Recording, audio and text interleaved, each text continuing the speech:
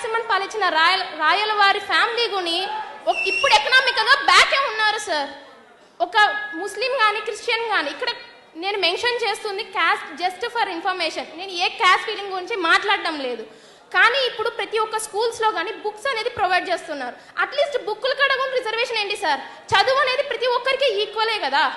అట్లాంటప్పుడు ఇక్కడ ఎందుకు రిజర్వేషన్స్ నాకు అర్థం కావట్లేదు.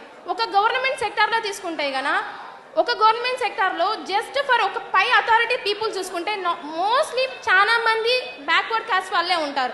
ఎందుకు మీకే వస్తున్నాయి జాబ్స్ అంటే వీఆర్ ఫ్రమ్ రిజర్వేషన్. అది రిజర్వేషన్ అనేది గర్వంగా చెప్పుకుంటున్నారు. మాకెందుకు రిజర్వేషన్స్ లేవు సార్? నిజంగా చెప్పాలంటే నేను ఒక B Tech final year student sir. Srinivasa institution నుంచి వచ్చాము. ఇక్కడ ఏంటంటే మొన్న రీసెంట్గా మేము గేట్ ఎగ్జామ్కి అప్లికేషన్ కట్టాము.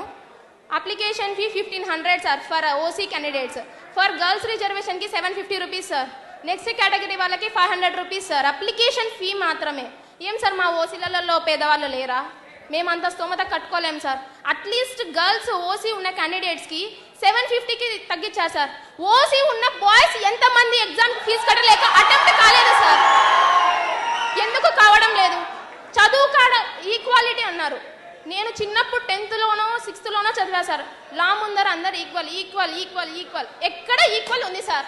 క్యాస్ట్ ఫీలింగ్ లేదు అన్నారు. అదే ఒక ఓసీ స్టూడెంట్ ఎగ్జామ్ ఫీజు కట్టలేక జాబ్ల కాడ అప్లికేషన్ ఫీజులు లేక బయట నిలబడిన రోజులు చాలా ఉన్నాయి సార్. ఒక ఓసీ స్టూడెంట్ కి జాబులు లేక బయట ఉంటున్నారు కేవలం రిజర్వేషన్స్ వలన. ఆ రిజర్వేషన్స్ ఎందుకు? ఇంకో క్వశ్చన్, ఇండియా ఇప్పటికే డెవలపింగ్ కంట్రీగా ఉంది. ఎందుకు? ప్రతి ఒక్క గవర్నమెంట్ సెక్టార్స్లలో రిజర్వేషన్ అనేది ఖచ్చితంగా ఉంది.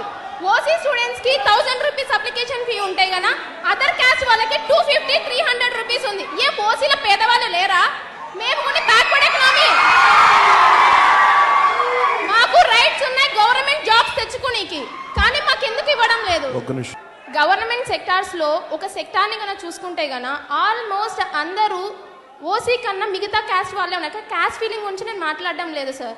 ఇక్కడ నేను క్వశ్చన్ చేస్తుంది ఏంటంటే, ఒకప్పుడు అంబేద్కర్ చేశారు.